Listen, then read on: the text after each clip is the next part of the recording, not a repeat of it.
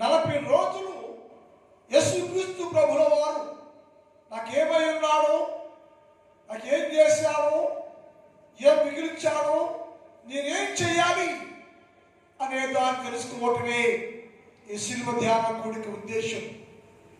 ఏం చేశాడో మనకైనా యేసు ప్రభుల వారు మనకి ఏం చేశాడో అంటే మన జీవితాలు గొప్ప కార్యాలు జరిగించాలని ఎట్లాగో రాయబడి ఉంది. సో అలాంటి జీవితంలో మనం ఉన్నప్పుడు మన జీవితాలు మార్చుకుంటూ, పరిశుద్ధపరచుకుంటూ, స్థిరమైన జీవితాలు కలిగిన వారుగా ఉండాలనేది యేసయ్య చెప్పే సత్యం. ఈ శిలువ ధ్యాన కూడికలో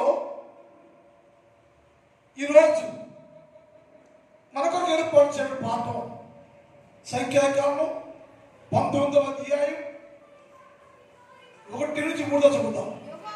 యెహోవా మోషే అహరోనులకు ఇలాగ సెలవిచ్చాడు. యెహోవా ఆజ్ఞాపించిన ధర్మశాస్త్ర విధి ఏదనగా ఇశ్రాయేలీయులు కళంకము లేనిదియు మచ్చలేనిదియు ఎప్పుడును కాడి మొయ్యనిదియు అయినా ఎర్రని పెళ్ళను తీసుకురావాలను చెప్పము. మీరు యాజకుడైన ఎలియాజరుకు అప్పగించవలను. అతడు పాలెం వెలుపలకు తోడుకొని పోయి అందరి ఎదుట దాన్ని వధించవలెను.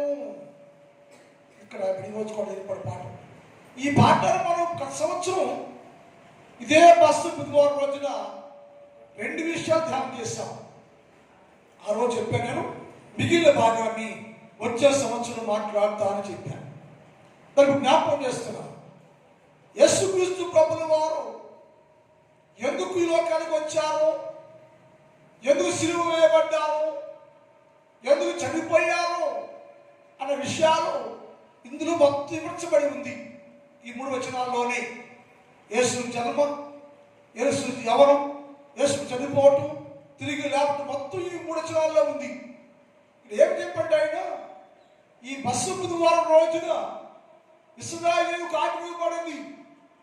ఏమిటి ఆజ్ఞ అంటే, ఇశ్రాయేలు అందరూ పాపం చేస్తున్నారు, మరి పాపాలు మితిమీ లేకుండా ఉన్నాయి, విస్తారమైన పాపాలు కలిగి ఉన్నారు. వారి పాపాలకి పరిహారం జరగాలి. ఇశ్రాయేలీయుల ప్రజల యొక్క ప్రతి పాపములకు ప్రాయశ్చిత్తం జరగాలి, పాపానికి పరిహారము జరగాలి. అంటే ఏం చేయాలి? రకరకాల మార్గాల్లో మీకు ప్రతి మనుషులు భూలోకంలో జీవించి నివసిస్తున్న ప్రతి మనుషుడు పాపి అయితే, నీ పాపము నీకు దేవునికి అడ్డముగా ఉంటే ఈ పాపానికి పరిహారం జరగాలి, పాపానికి ప్రాయశ్చిత్తం జరగాలి. పాపానికి పరిహారము, పాపానికి ప్రాయశ్చిత్తము జరిగినప్పుడు నీవు దేవుని రాజ్య సంబంధిగా ఉంటావని లేఖనాల ద్వారా హెచ్చరిక చేయబడింది. ఇక్కడ ఏమంటే మోషే ఇచ్చిన ఆజ్ఞ ఏదయ్యా? మోషేకి దేవుడు చెప్పాడు, అహరోను మోషే ఇది చెయ్యాలి. మీరు ఏమిటయ్యా విధి, ఏమిటయ్యా ఆజ్ఞ అంటే, మీ అందరూ పాపం చేశారయ్యా, మీ పాపాల పరిహారం జరగాలి. అందరి పాపాల పరిహారం జరగటానికి ఏం చేయంటే, ఎర్రని పెయ్యను ఒక దానిని తీసుకురండి, ఎర్రని పెయ్యను ఒక దానిని తీసుకురండి అని చెప్పి. ఎందుకు ఎర్రని కావాలా? తెల్లదొద్దు అంటే ఎరుపు అనేది యేసుక్రీస్తు ప్రభు యొక్క శిలువ మరణం రక్తానికి గుర్తుగా ఉంది. ఎరుపు విమోచనకు గుర్తుగా ఉంది. అందుకని ఎర్రని పెయ్యి దూడది, కుర్ర పెయ్యి దూడది, గంతులు వేసేది ఎర్రనిది అనబడే పెయ్యం తీసుకురండి అయ్యా. ఎందుకయ్యా అని మోషే ప్రశ్న వేస్తే దేవుని సమాధానం అంటే ఎరుపు రక్తానికి విమోచనకు గుర్తు. యేసుక్రీస్తు ప్రభు యొక్క రక్తము ఎరుపైతే ఆ రక్తము నేను విమోచించింది. యేసుక్రీస్తు ప్రభు ద్వారా రక్తము ద్వారా మానవాళికి విమోచన జరిగింది. పాపములో ఉన్నావు, నీ పాప పరిహారం జరగాలి, పాపములోంచి విమోచన జరగాలంటే యేసుక్రీస్తు ప్రభు యొక్క రక్తం మాత్రమే. రక్తం చిందించకుండా, రక్త ప్రోక్షణం జరగకుండా ఏ పాపానికి పరిహారము లేదు అని లేఖనాలు వక్కాడిస్తూ ఉన్నవి. అందులో భాగంగా ఏది పెట్టైనా మీ ఎర్రనది అంటే ఎందుకు ఎర్రనదంటే అది ఎరుపు విమోచనకు గుర్తు అని లేఖనాల్లో రాయబడి. ఎఫెసీ పత్రిక 3వ అధ్యాయం 7 చదువుదాం. ఎఫెసీ పత్రిక 1:7 చదువుదాం.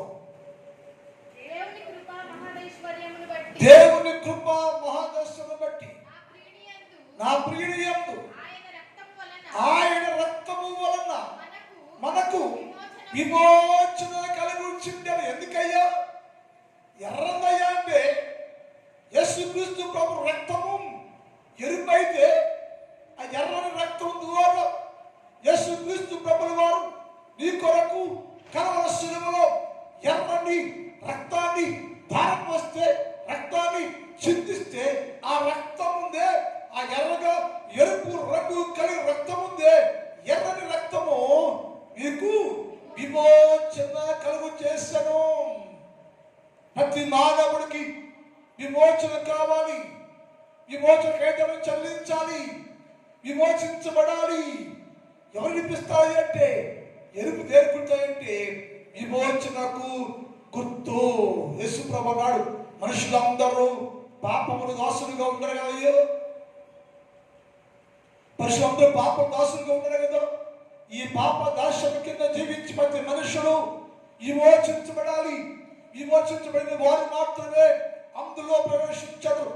ఎవరు యేసు క్రీస్తు ప్రభులో వారి రక్తము చేత విమోచన పొందుతారో, విమోచించబడతారో వారు మాత్రమే అందులో ప్రవేశించగలరు. అందుకని ముందుగా పడాలంటే అందులో ప్రవేశించాలి అంటే ప్రతి మనుషుడు పాప సంబంధిగా ఉండరు, పాపములో ఉండరు. ఈ పాప పరిహరించబడి, పాప తీసివేయబడి విమోచన కలగడానికి యేసుక్రీస్తు ప్రభు రక్తము అవసరమైంది. అందుకని ఎరుపు దేనికి గుర్తు అంటే విమోచనకు గుర్తు. మరొక మాట చూద్దాం. రోమా పత్రిక 6వ అధ్యాయం 18. రోమా 6:18. పాపము నుండి గమనించాలి. మనుషులందరూ పాప దాస్యములో ఉన్నారు, పాపములకు బయట రాలేకపోతున్నారు. నీ పాపము నిన్ను దేవుడు వేరేస్తా ఉంది, నీ పాపము నిన్ను దేవుని వేరుపరుస్తూ ఉంది. దేవుని పుడానికి ఆజ్ఞ ఏంటంటే ప్రతి పాపి వారి పాపాలకు పరిహారం ఉంది, వారి పాపాలకు ప్రాయశ్చిత్తం పొందుకొని పాపములో నుంచి విడుదల పొందుకోవాలి, విమోచన జరగాలయ్యో. అందుకని యేసయ్య పాపము నుండి విమోచించబడి నీతికి దాస్తులుగా చేయడానికి. ఎందుకంటే మనుషులందరూ పాపములు దాస్యం కింద ఉన్నారు, పాపములో ఉన్నారయ్యో.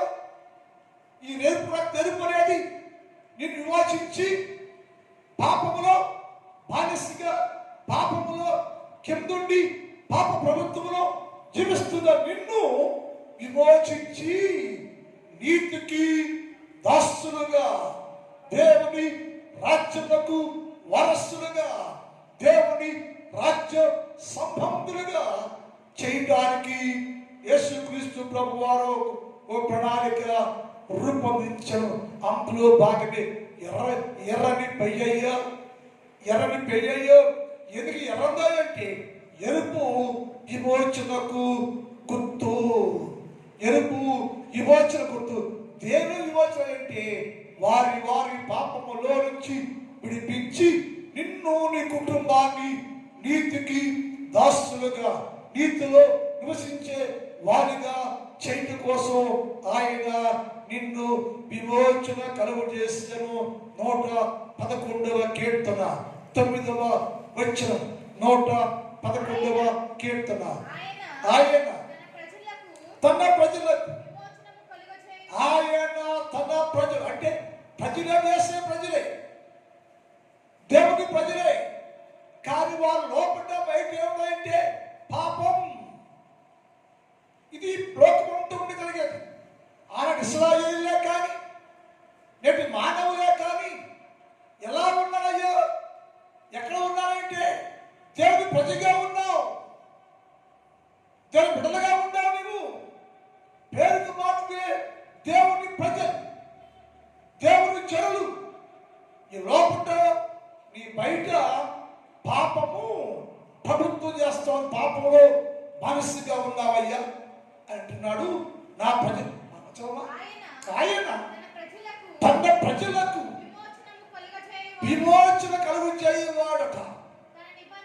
తన నిబంధన ఆయన నిత్యముగా ఉండ నిర్ణయించను. ఇప్పుడు తన నిబంధన నీకు నిత్యముగా ఉండి నిత్యము నీవు దేవుని రాజ్య సంబంధిగా ఉండాలంటే విమోచన అవసరం. అందుకని ఆయన తన ప్రజలను నా ప్రజలే, నా జనమే, నా పేరు పెట్టబడ్డవారే కానీ పాపులుగా ఉన్నారు. నా పేరు పెట్టవారే పాప సంబంధిగా ఉన్నారు. నా ప్రజలే, నా ప్రజలు అనబడే వారందరూ నేను పాపాకారములో పాప సంబంధములో లేకుండా విమోచించి నేను నా నిబంధనకు హక్కు కలిగిన వారుగా నా దేవుని రాజ్యంలో ఉండటకు నేను వారిని నిర్ణయించడానికి విమోచించనయ్యా అని లేఖనాల్లో స్పష్టంగా రాయబడింది. దేవుని పిల్లలారా, ఉదయకాలంలో బుధవారంలో దేవుని ఆజ్ఞ మోషేకి అహరోనుకి దేవుడు చెప్పిన ఆజ్ఞ ఏంటంటే మీరు ఎర్రని పెయ్యను తీసుకొని రండి. ఎందుకు ఎర్రని పెయ్య అంటే ఎరుపు విమోచనకు గుర్తు. ప్రతి పట్లందరినీ విమోచన కలుగు చేసి విమోచించడానికి మీకేం కావాలంటే ఎర్రనిది పెయ్యి కావాలి. రెండోది ఎప్పుడైనా ఆ పెయ్యిలో కొన్ని కూడా ఉన్నాయా? ఎర్రని పెయ్యే కాదు, ఎర్రని పెయ్యి మచ్చలేనిదిగా ఉండాలి. పెయ్యేమో ఎర్రగా ఉండాలి, మచ్చలేనిదిగా ఉండాలి. ఎందుకు మచ్చలు కూడా అంటే అందరూ మచ్చ కలిగి ఉన్నారు. ప్రతి మనుషులు పాపము అనబడే మచ్చ సాతాను ప్రతి వాడిని తాకి ముట్టి జీవితాన్ని మలిన పరిచి మచ్చేసేసింది. నీ మచ్చలు, నీ పాపం పరిహారం జరగాలి. అందుకోసం ఆ పరిహారం చేయాలంటే మచ్చలేనిదిగా ఉండాలి, ఎర్రగా ఉండాలి. సెట్టేమో మచ్చలేనిగా ఉండాలంటే పాపమే లేనిదిగా ఉండాలి, పరిపూర్ణంగా ఉండాలి, పరిశుద్ధంగా ఉండాలి. ఏ మచ్చ కనపడకూడదు అంటే ఏ పాప దోషములు కనపడకూడదు. అది మాత్రమే ఆ ఎర్రను పీయకుండాలయ్యా. ఒకటేమో పెయ్యి ఎర్రగా ఉండాలి, ఆ పెయ్యకుండా పోయేదంటే రెండోది మచ్చ లేనిదిగా ఉండాలి. మచ్చ లేకుండకూడదు. మచ్చ ఉంటే నీ పాప పరిహరించబడదు, మచ్చ ఉంటే నీ పాప శుద్ధి చేయబడదు. అందుకని మచ్చ లేనిదిగా ఉండాలి. అంటే మచ్చ అంటే పాపం లేనిదిగా ఉండాలని చేసుకోబడిగారు. నాలో పాపం ఉందని ఎవరైనా చెబుతాడా? యోహాను సువార్త 8:46. యోహాను సువార్త 8:46 చెబుతాడు. నా యందు పాపం ఉందని మీరు ఎవరైనా చెప్తాడయ్యా? నేను సిలువేస్తున్నాను, నేను సిలువ మోస్తున్నాను, నేను సర్వ మానవాళి పాప పరిహారార్థమై సిలువలో ప్రాణం పెట్టడానికి వచ్చాను. నేను ఎర్ర పెయ్యి, నేను నాలో పాప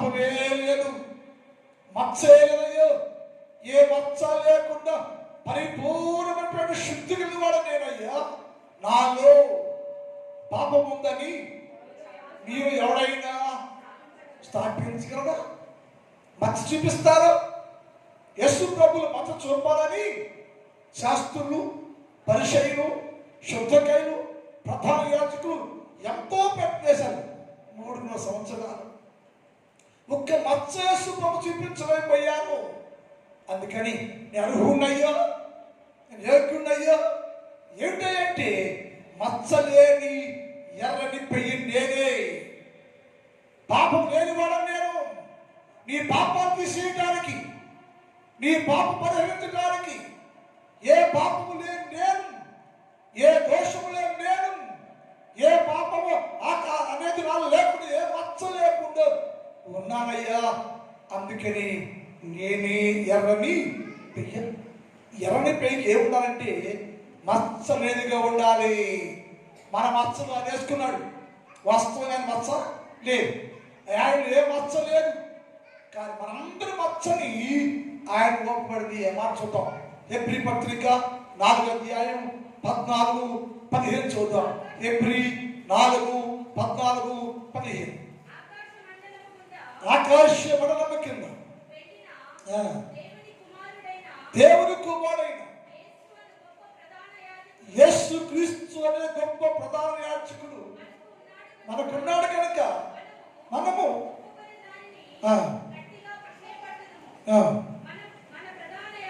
మన ప్రధాన యాజకుడు మన బలహీనతల యందు మనతో సమానమైపోయాట.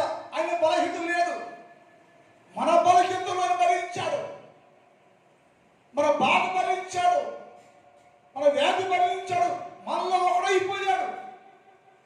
మన బలహీనతలు, మన బాధలు, మన వ్యాధులు, మన పాపాన్ని ఆయన భరించి తర్వాత సమస్త విషయాల్లో మన వలె శోధించబడెను. ఆయన పాపము లేని వాడిగా ఉండెను, పాపం చేయని వాడిగా ఉండెను. శోధించబడ్డాడు, నిందించబడ్డాడు, అవమానపరచబడ్డాడు. నిందలు, అవమానములు వచ్చిన ఈ నిందలన్నీ ఎవరయ్యాయంటే నీ పాపము, నీ నిందలు ఆయన భరించి, మానవిక నింద ఆయన భరించి మన వెంటి వాడిగా ఉండి కూడా ఎక్కడ కూడా పాపం అన మచ్చ లేని వాడిగా జీవించాడు. అందుకే ఎర్రని పెయ్యి మచ్చ లేనిది.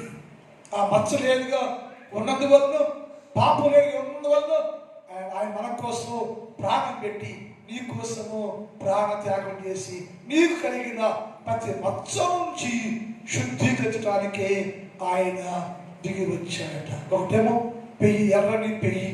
రెండోది మచ్చ లేనిది. మూడోది కళంకమే ఉండకూడదట. ఈ పెయ్యికి ఏమి ఉండకూడదు? కళంకమే ఉండకూడదు.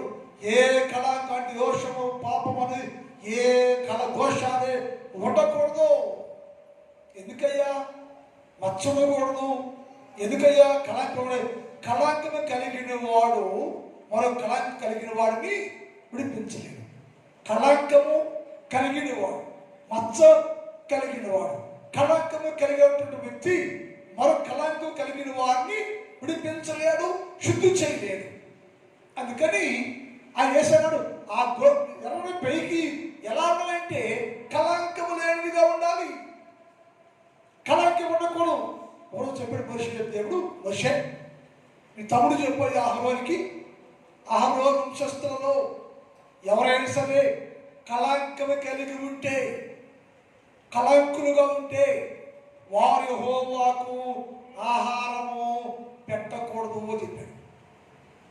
ధూపం వేయకూడదు, ప్రార్థన చేయకూడదు. అలా గుడ్డివాడు, మంచివాడు, స్త్రీయా, పురుషుడు ఎవరైనా సరే ఆ వంశస్థులలో ఎవరైనా సరే కళంకము కలిగి ఉంటే, కళంకము కలిగిన వాడు యెహోవాకు ధూపం వేయకూడదు, ఆహారము పెట్టకూడదు. అంటే ఈ లోకులు ఎవరున్నాయంటే లోకం అంతా కళంకమే, లోకం అంతా కళంకమే. కళంకం కలిగి ఉండి కూడా మనం ఏం చేస్తాం? ఆహారం పెడతాం. యేసయ్య అన్నాడు, అహరోను ఈ వంశం ఎవరు కూడా కళంకం కలిగి ఉండకూడదయ్యా, కళంకం ఉందంటే అర్పణ నువ్వు ఆహారాన్ని యెహోవాకు పెట్టకూడదు. నువ్వు క్షమించబడ్డావు. కళంకం ఉందయ్యో, మరి కళంకం ఉందయ్యో. ఈ కళంకం ఎవరు తీస్తారంటే నీ కళంకమును ఇశ్రాయేలులో, లేవీయుల్లో, శాస్త్రుల్లో, మోషేల్లో అందరూ ఉన్నటువంటి కళంకాన్ని తీసివేయడానికి కళంకము లేని యేసుక్రీస్తు ప్రభుల వారు అని ఎర్రని పెయ్య లోకానికి తీసుకురాబడింది. అదే కళంకం లేదు. కళంకం ఎవరు ఉన్నాయంటే మనుషుల్లో ఉంది, మానవుల్లో ఉంది, ఇశ్రాయేలులో ఉంది, లేవీయుల్లో ఉంది, ఆహార వంశస్థుల్లో ఉంది. అందరూ ఈ కళంకం ఉన్నందువల్ల ప్రభు రాజ్యానికి వారసులు కాదు. మీరందరూ దేవుని రాజ్యానికి వారసులు కావాలంటే కళంకం లేని వారుగా ఉండాలి. మీకున్న కళంకంతో తీసివేయాలంటే ఎవరు రావాలంటే కళంకం లేని ఎర్రని పెయ్యి తీసుకుని రావాలి. ఆ వచ్చిన పెయ్యిలో ఏమిడవదంటే కళంకమే ఉండకూడదు. ఎందుకంటే నీవు నేను లోకంలో అంతా కూడా కళంకము కలిగి ఉంది. నేను కళంకంగా ఉంటే, కళంకము కలిగి ఉంటే దేవుని రాజ్యానికి హక్కు కలిగిన వాడము ఎప్పటికీ కాలేవు. అందుకని కళంకము లేని వాడుగా ఉండాలి అని నేను చెప్పాడు. నీ కళంకం తీసేయడానికి కళంకం లేని వాడు కావాలన్నా కదా, ఆయన వచ్చి నీ కళంకాలను తీసివేశాడు. ఎఫెసీ పత్రిక 5వ అధ్యాయం 20 చూద్దాం. ఎఫెసీ పత్రిక 5:20 చూద్దాం. ప్రేమించుడి అట్టుబడి క్రీస్తు కూడా సంఘమును ప్రేమించి, అది గమనించాలి. సంఘమును సంఘానికి ఏముంది? ఇప్పుడు కళంకం ఉంది. అది యోధా సంఘమా, క్రైస్తవ సంఘమా, కొత్త నిబంధన సంఘమా, పాత నిబంధన సంఘమా చూస్తే అన్ని సంఘముల దానిలో కళంకం ఉంది.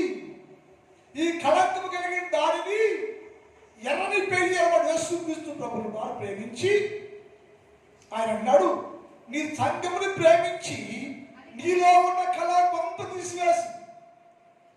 తీసివేసి ఈ బస్సు బుధవారం లేక వెంకటేష్ శిల్వ ధ్యానకుడిలో ప్రత్యేకత అంటే ఈ 40 days లో నీకున్న కళంకంతో కడిగేసుకోవాలి. నీకున్న కళంకంతో తీసేయాలి, శుద్ధి చెయ్యాలి, బాగు చెయ్యాలి. ఎవరు చేస్తారంటే ఎవరు చేయలేరు. నేను ప్రేమించేసే ఉన్నాడు. ఎర్రని గొర్రెల పిల్ల, ఎర్రని పెయ్యది. ఆయన సంఘమును ప్రేమించి అది కళంకమైనను ముడతలు లేని వారు చేయటకు లేక పరిశుద్ధముగాను నిర్దోషముగాను మహిమగల సంఘంగా ఆయన తన ఎదుట దానిని నిలబెట్టుకోవటం కోసం ఆయన ప్రాణత్యాగం చేశారు.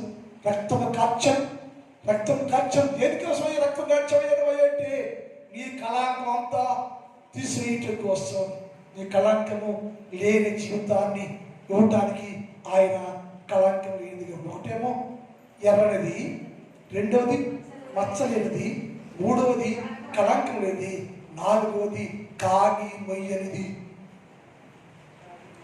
ఏ కాని మోపడ అని చెప్పాడు మోషేకి. మోషే ఎర్రని పేరు కూడా తీసుకురా. ఆ పెళ్లి మీద ఎప్పుడు కాడి మోపకూడదు, ఏ కాడి ఉండకూడదు, ఏ కాడి ప్రాణు దాని మీద మోపడకూడదు. అంటే కాడి మోయకుండా ఉండాలయ్యా. ఎందుకంటే మనుషులందరూ పాపం అనే కాడి కింద ఉండాలయ్యా. మనుషులందరూ పాపం కాడిని వస్తున్నారయ్యా, పాపం కాడి కింద ఉన్నారయ్యా.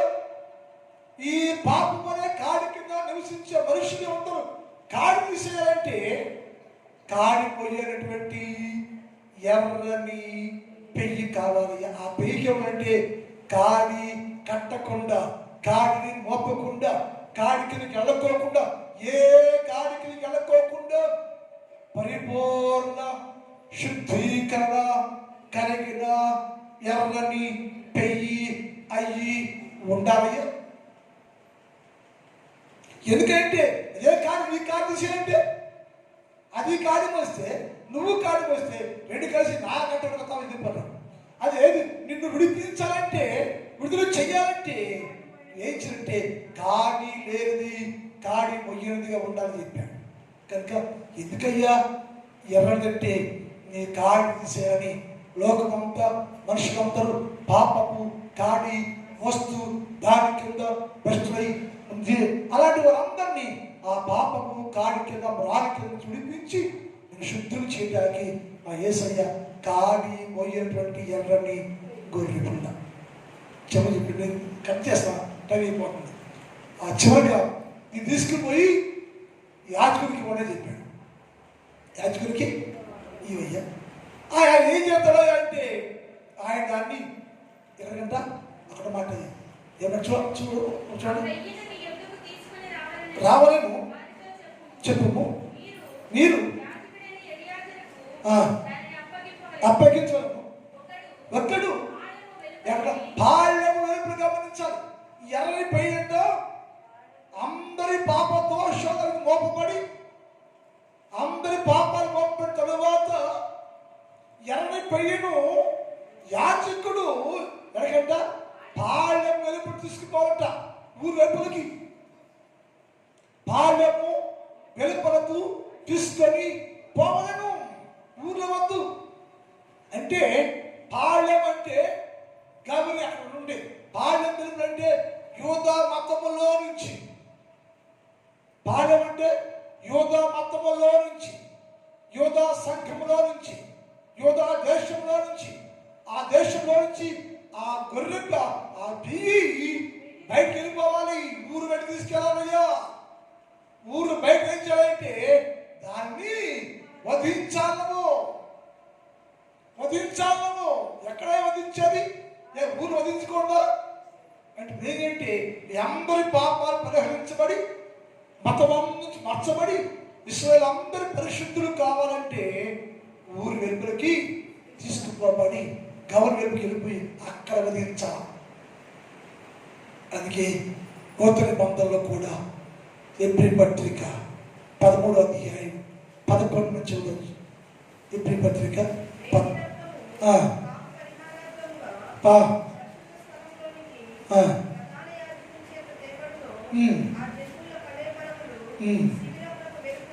శిబిరంలో వెలుపడకను శిబిరం వెలుపడకదాన్ని. ఎందుకని శిబిరం అంటే మతం. గవరి వెలుపులో యువత మతములో నుంచి ఊరి వైపుకి వెళ్ళిపోయి అక్కడ వదిలించు అంటే మతములో నుంచి బయటకు వచ్చారు. ఎందుకంటే ప్రజలందరూ యూద మతంలోనే ఉన్నారు, యూద మతం జీవిస్తున్నారు. యూద మతంలో జీవించేవాడు ఏమేంటే పాపి అయిపోయాడు. మతములో ఉండేవాడు అందరూ పాపులే. మత్తులో ఉండి ప్రతి ఒక్కరు పాపాత్ముడే, పాపలు కలిగిన వాడే. అందుకని యేసయ్య మాదిరి ఏంటంటే మతములో నుంచి బయటకు వెళ్ళిపోయాడు. యూదా మతములో నుంచి, యూదా దేశంలో నుంచి గవర్ వెలుపలకు ఊరు వెలుపలికి వెళ్ళిపోయి మతంలో పూర్తి బయటకు వెళ్ళిపోయి మతం బయట నిలబడిపోయి మనకు ఏర్పాటు చేశాం. మనకి మతము వెలుపలకి వెళ్ళి పోయి నీకు మార్కెట్ ఏర్పాటు చేశాడు. రండి మతంలో ఉన్న వారులారా, యూద మతంలో ఉన్న వారులారా రండి బయటికి.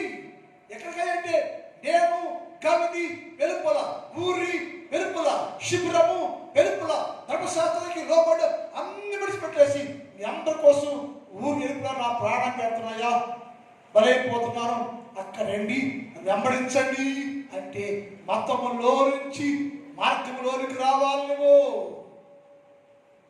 మతములో నుంచి మార్గంలో రావాలి.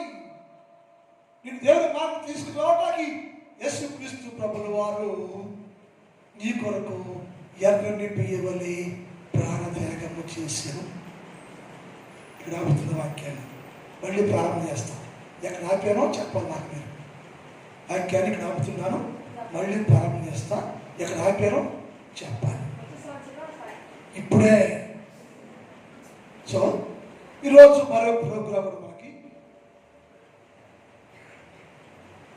ఖమ్మం సుజాత గారు ఏమనగా కన్వర్సరీ గారి యొక్క భార్య గారు జ్ఞాపకార్థ కూడిక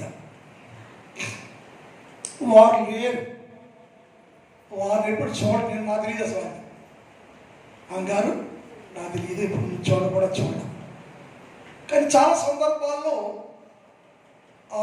సుజాత గారి గురించి మన ఊర్లో జనం చెబుతూ ఉంటారు. నాకు కుటుంబ సభ్యులు కాసవి ప్రజలు ఏం చెబుతారయ్యా అంటే, ఒకటి అయ్యా మా అయ్యగారాలమ్మయ్యా ఈ అనేవాడు, ఒకటి దయచేయాలి బిడ్డయ్యా అని చెప్తారు. రెండో